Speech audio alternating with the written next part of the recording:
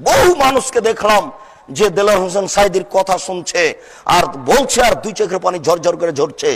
কত মানুষ যে আমার সাথে সাক্ষাৎ করতে আসলো যে সাঈদী সাহেবের খবর কি। দেলোয়ার হোসেন সাঈদী বলে একজন বক্তা ছিলেন, জানেন, মুফাসসিরে কোরআন, আল্লাহু আকবার। ওনার গলার কণ্ঠ শুনলে কঠিন হৃদয়ের মানুষ অন্তর গলে যেত। এই মানুষটিকে তাকে জেলখানাতে পচিয়ে দিচ্ছে আজকে কত বছর, আল্লাহু আকবার। এদেশের পরিচিত আলেম, বিশ্বব্যাপী পরিচিত খ্যাতনামা মুফাসসিরে কোরআন আল্লামা দেলোয়ার হোসেন সাঈদী খুব এত ভালোবেসেছিলেন তিনি বসায়া, যেহেতু আমি জেলখানায় ছিলাম, তার সাথে সাক্ষাৎ হয়েছে।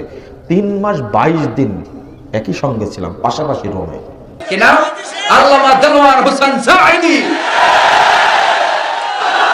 কোরআনের বুলবুলি পাখিকে কোরআনের মধ্যে বন্দী করেছে, মনে করেছিল বাংলার জমিনে কোরআনের আওয়াজ বিলুপ্ত হবে, দেখলো হয় নাই। যে মানুষের হাতে হাজারো কাফের মুসলিম হয়েছে,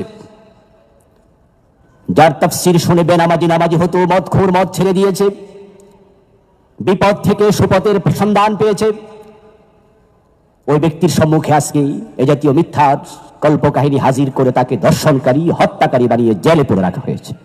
বাংলাদেশের একজন মজলুম আলেমে দ্বীন, যার বলিষ্ঠ কণ্ঠস্বরে এদেশের শিরক বেদাত কুফরি দূরীভূত হয়েছে, আল্লাহ তাকে মুক্ত করে আবার জাতির সামনে কোরআন ও সুন্নাহর আওয়াজ বুলন্দ করার তৌফিক দান।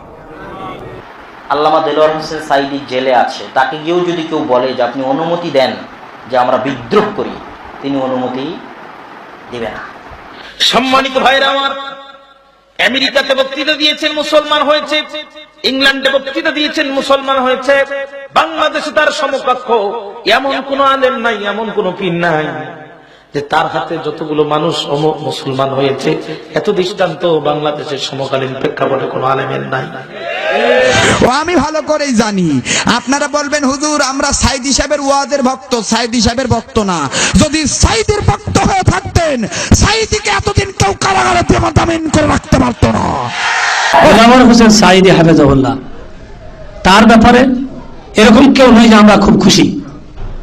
মুসলমান যাদের মনের ঈমান আছে, একজন আলেম শিক্ষিত মানুষ ছিলেন, তার বিরুদ্ধে যা কিছু করা হচ্ছে আমরা কেউ মেনে নেব না, এটা আমাদের ইমানি দাবি। আমরা যে পার্টির হোক না কেন, আমি যেই মতাদর্শের হোক না কেন, তিনি একজন আলেম মানুষ এবং তার জন্য আমরা দোয়া করি, আল্লাহ তার প্রতি রহম করুন, এবং আল্লাহ তাআলা ইচ্ছা করলে তাকে আল্লাহ মুক্ত করতে পারেন এখনো।